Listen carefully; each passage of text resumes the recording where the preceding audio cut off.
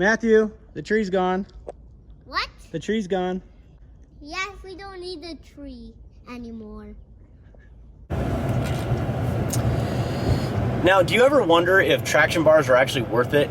So as you guys can clearly tell, I have a camera strapped right underneath my truck, and I'm just doing some real world test driving. So in today's video, what I'm gonna do is I'm actually gonna go ahead and put HSP traction bars on this truck. Guys, stay with me. They're not gonna be red this time, I promise you. We have them powder coated a custom color. It's gonna look amazing on this black truck. Now, I do have HSP traction bars on the 05. This is the Wife Max we're talking about, the truck that we're building on the channel for Mrs. Truckmaster. And spoiler alert, they definitely help. So let me show you a really quick clip of before and after with the classic body style truck. You can see in the video, the leaf spring sort of kicking up like that, and what it's doing is it's sort of rolling that rear end forward, and it's giving you just a weird angle on that pinion. That's what's going on underneath that truck, guys. When you get on it, it really is not a good thing for your vehicles. Think about it, on most trucks, the rear end, the only thing that's really holding that is your leaf springs, of course, attached to your frame, and then of course you have your shocks as well as your drive shaft. That's basically it. So with that being said, your rear end is not really connected to the frame. The other thing that I'd like to prevent is wheel hop. If you're anything like me, I like to enjoy my vehicles sometimes. If I get on it a little bit, I don't want to have to worry about that axle wrap. And not only that, I want to put the power to the ground. I want to keep myself solid, and I'm going to get every last bit of that horsepower to the rear wheels.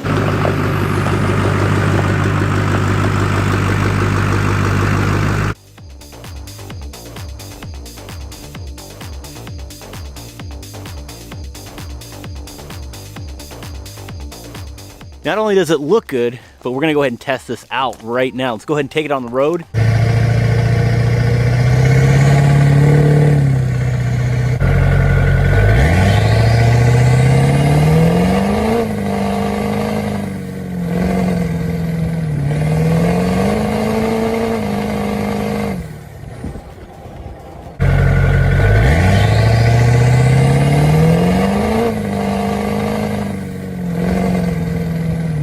There was a noticeable difference with the axle itself, the rear end. As you can tell, that leaf spring is staying steady versus before. That rear end was all over the place. You guys saw that in the video, but of course after, it stayed nice and steady. So is it worth the investment? Absolutely. Definitely recommend traction bars for any truck, anything. If you guys own a truck, I highly recommend that. And if you're anything like me, yeah, definitely get it. It's a good thing for your lifestyle as well as pulling trailers, but on top of that, putting the power to the ground is always very, very important. Just to show you guys what the rear end would look like if you're just driving without traction bars. This is what it looks like when I get on it, just sort of hard. I'd say about half throttle. So let's do this right now.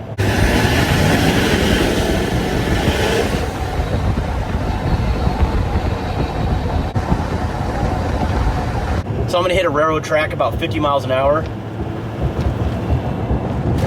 All right, here we go.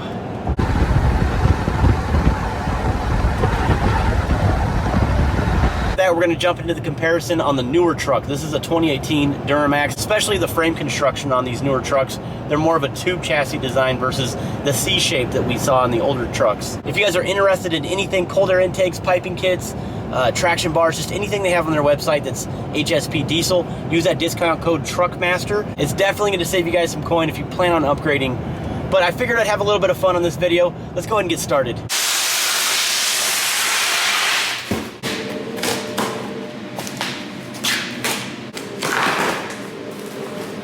So you guys are gonna see this with me. We didn't go red this time. I'm so pumped. Let's do this. Woo! Here we go. Look at that.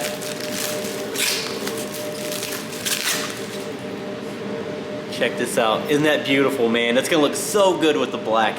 Let's keep going.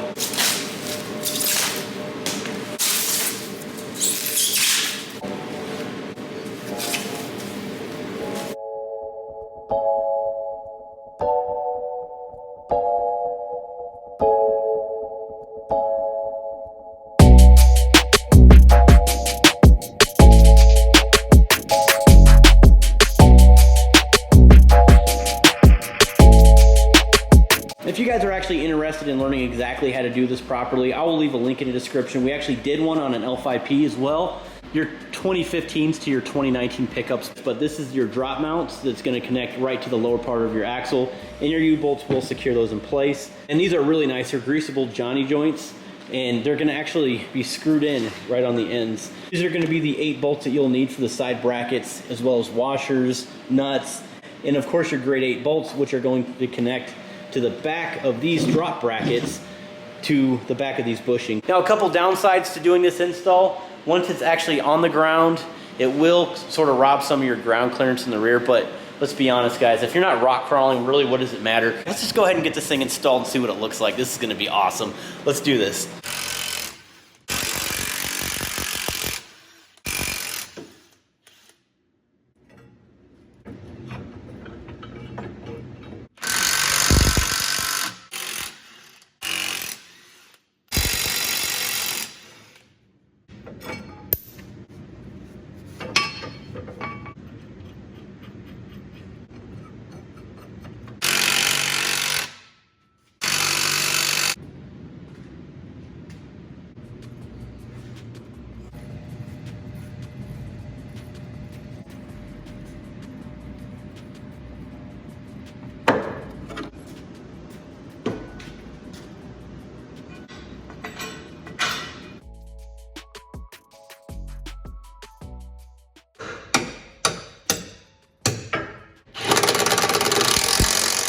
Guys, so we're totally finished with the job. Super pumped about it. I gotta say though, guys, blue is a really good color. I'm really glad I picked it. It looks so good on the black.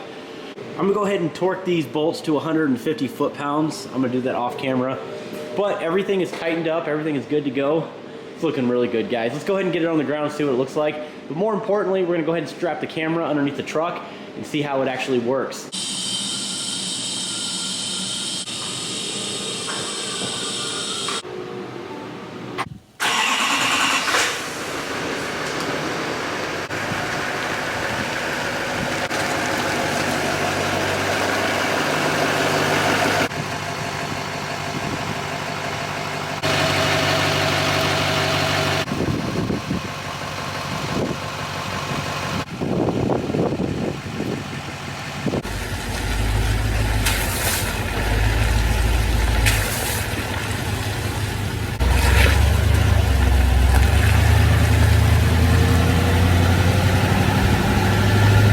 Okay, so now that we have the HSP traction bars installed, we're on the road.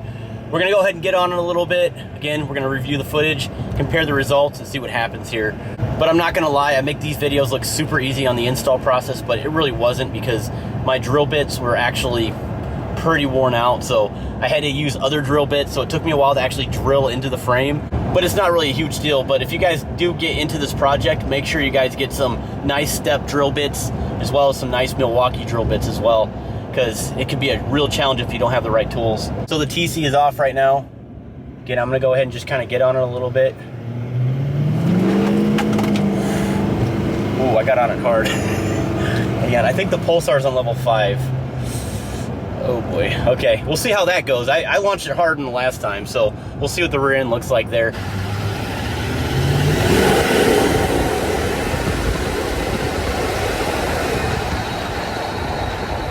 So the next test is gonna be the railroad track, so I'm gonna go ahead and go over it like 50 miles an hour. And again, I'm gonna look at this footage, see what happens. All right, we're doing 50 miles an hour. Let's fly over these tracks really quick. All right, see what it looks like back there.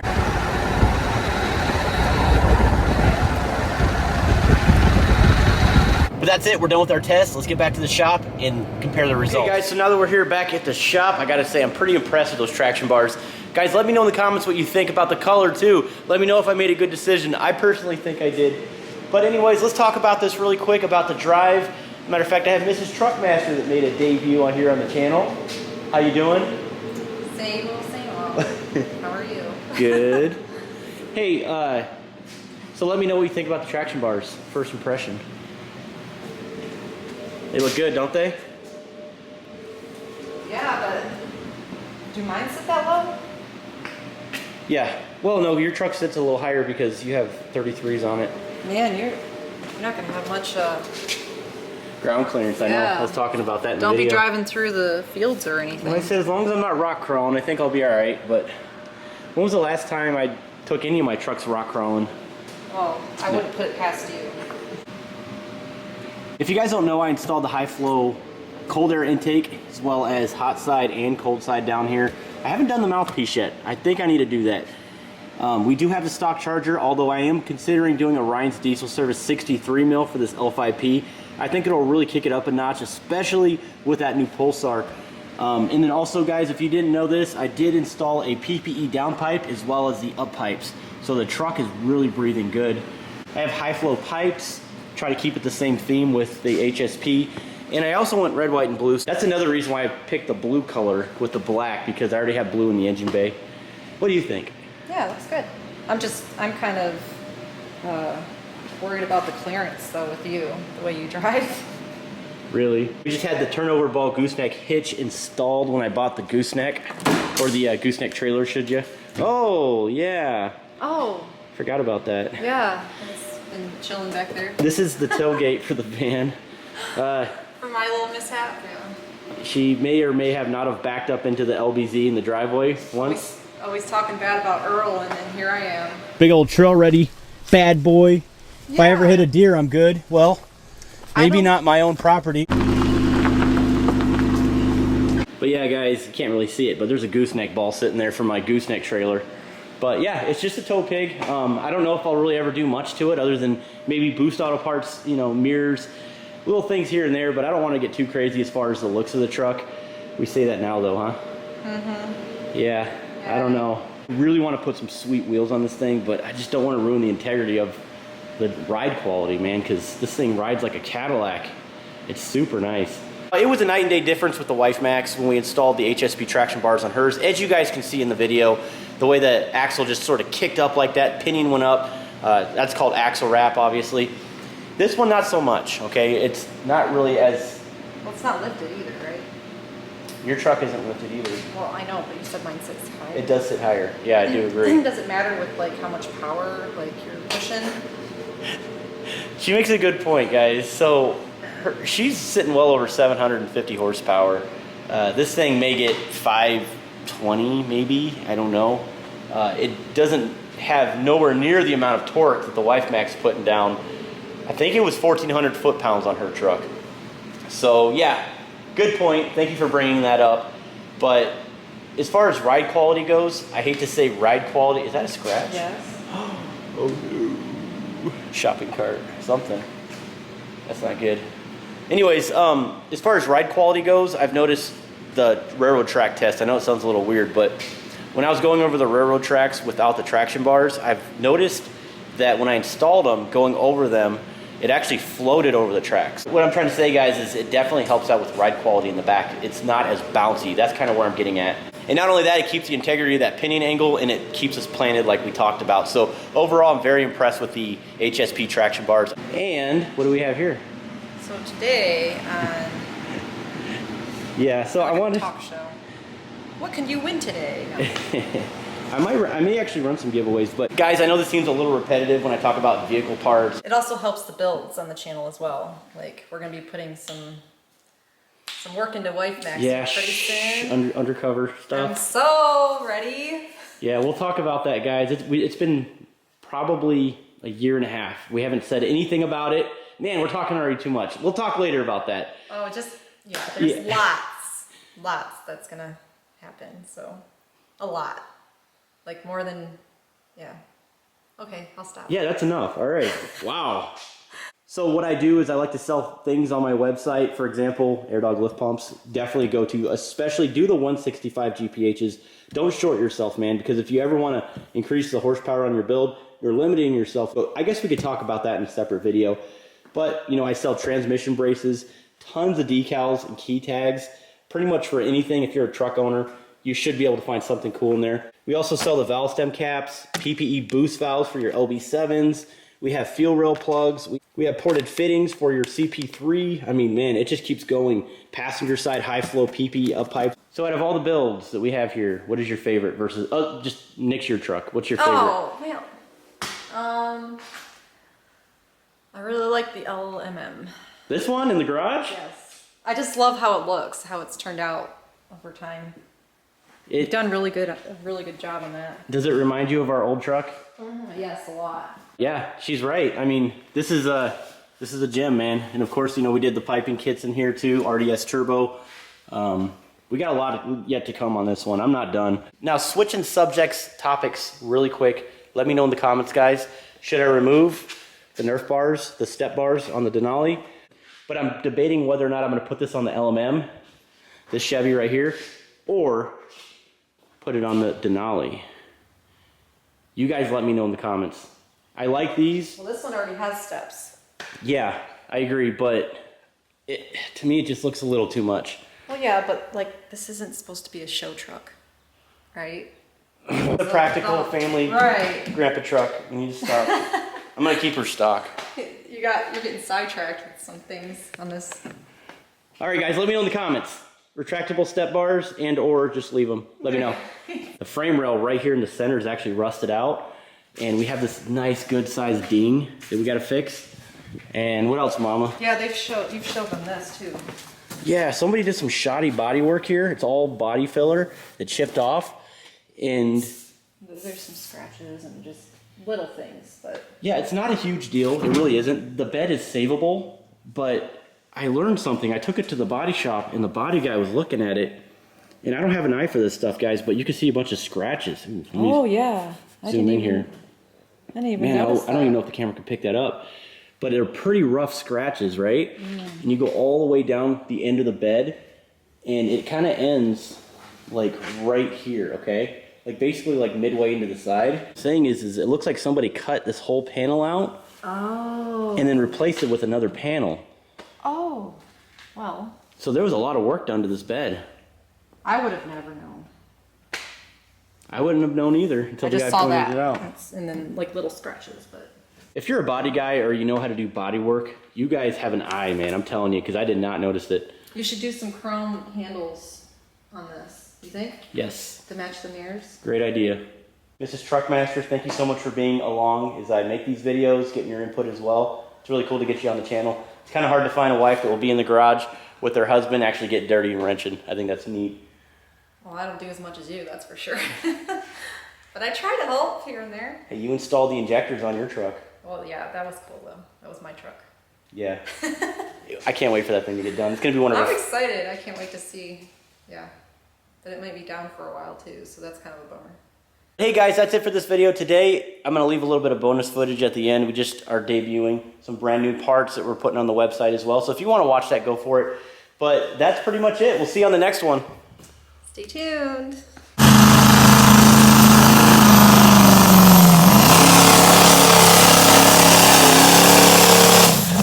And in today's video, we're going to talk about some pretty neat coolant upgrades that you guys can do for your 01s to 2010 Duramaxes. The reason why I'm doing this is because a customer is redoing the head gaskets on his LOY Duramax. So he went ahead and ordered these parts from my website, which is truckmasterdiesel.com, which I'll leave a link in the description for some of you guys that are interested. Also a discount code to help you guys save some money as well as free shipping. Now what you're looking at here is PPE part number 119000500, and this is the engine coolant thermostat housing bridge. You guys can see I have it powder coated blood red. It looks really nice. I did this actually here in the shop, but if you do purchase this part, you will receive a raw finish, and you guys can do whatever color you want. This really dresses the engine bay up. GM has actually discontinued this part. I'd say the biggest problem with these, when you remove them from your truck, you're gonna notice that there's a lot of corrosion that's built up, especially inside of the passages in here.